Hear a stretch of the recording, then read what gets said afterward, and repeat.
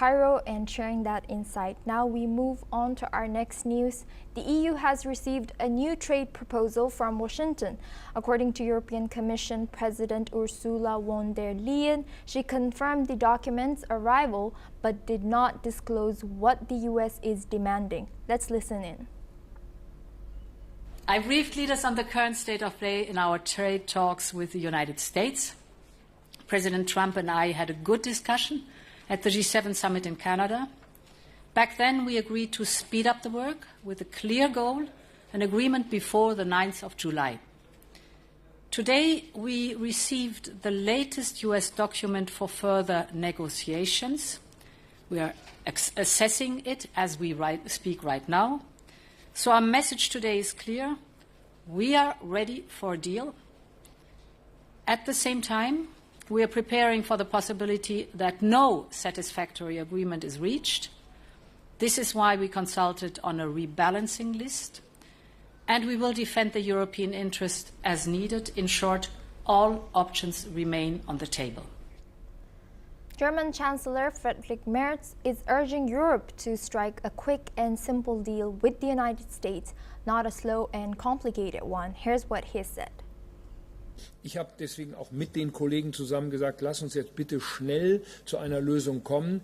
Ich habe unter anderem auch auf einzelne Industrien hingewiesen, die wir in Deutschland haben, die chemische Industrie, die pharmazeutische Industrie, der Maschinenbau, Stahl, Aluminium, Automobilindustrie, die werden zurzeit alle mit so hohen Zöllen belastet, dass das die Unternehmen wirklich gefährdet und deswegen lieber jetzt schnell und einfach als langsam und hochkompliziert. Wir müssen jetzt schnell zu einem Ergebnis kommen.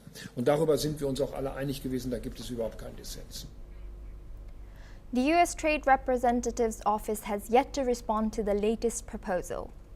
Although the EU and US have been in talks for weeks, the Trump administration has shifted its focus to the Iran nuclear issue and maintaining its trade truce with China.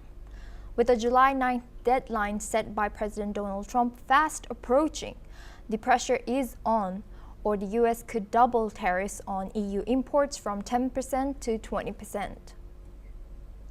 Now we have guests joining us for this discussion, Jacob Janda. He's European Values Center expert. He's joining us live from Prague, Czech Republic. Thank you for joining us today. Welcome to NewsX World.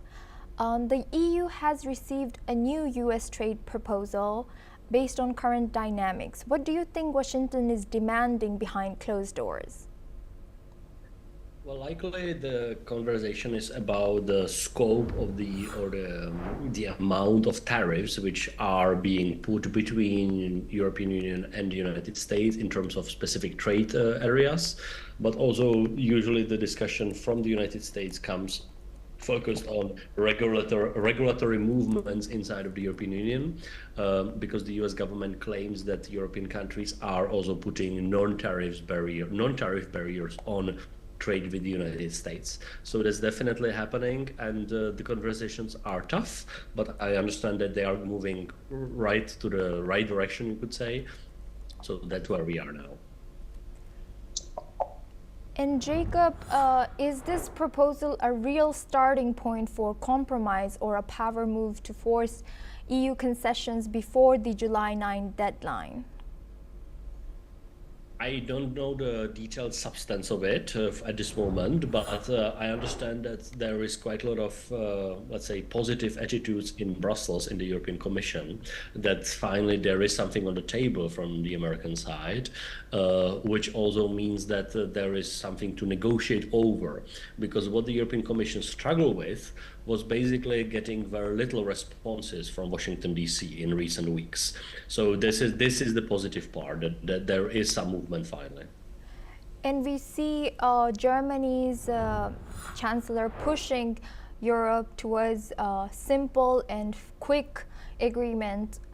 Could these trade tensions fracture EU's unity, especially with France and Germany appearing to diverge, according to you? I believe there will, I mean, there are always different opinions inside of the European Union because we are quite a big club of many nations, so that's quite natural. But when it comes to trade policy, because the way how it's handled by the European Commission, not by individual EU member states, that makes it quite easier, let's say, in negotiating with such a big players like the United States or China. So in that sense, that seems quite positive.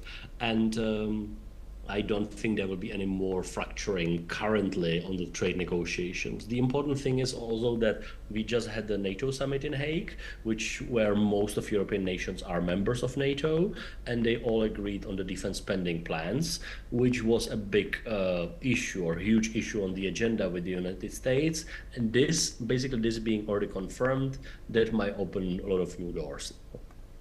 And Jacob, building on that, if the EU accepts a deal skewed in America's favor, how might that impact its trade leverage with China as well as India? I believe, China really wants to put the comprehensive agreement on investment between EU and China back on the table. There is very little interest by some of the EU member states. China wants to put it on the table, so there might be some negotiations in the upcoming EU-China summit, but the expectation is that there will be no real movement because of the aggressiveness of Chinese government economic or trade tactics when it comes to approaching European market. So likely there will be just a lot of talk, but very little direct action in the trade policy. That's the expectation. And does this situation highlight the EU's strategic dependence on US markets in any way, or is it a proof that Brussels needs to pivot more rapidly towards other trade blocs? Well, there are different opinions across Europe on this. Very practically, that some nations believe, mainly in Central Eastern Europe, that actually having such deep ties with the United States in trade also ensures that the United States will not fully disappear from Europe in terms of military cooperation, which is a very important element for our efforts in Europe.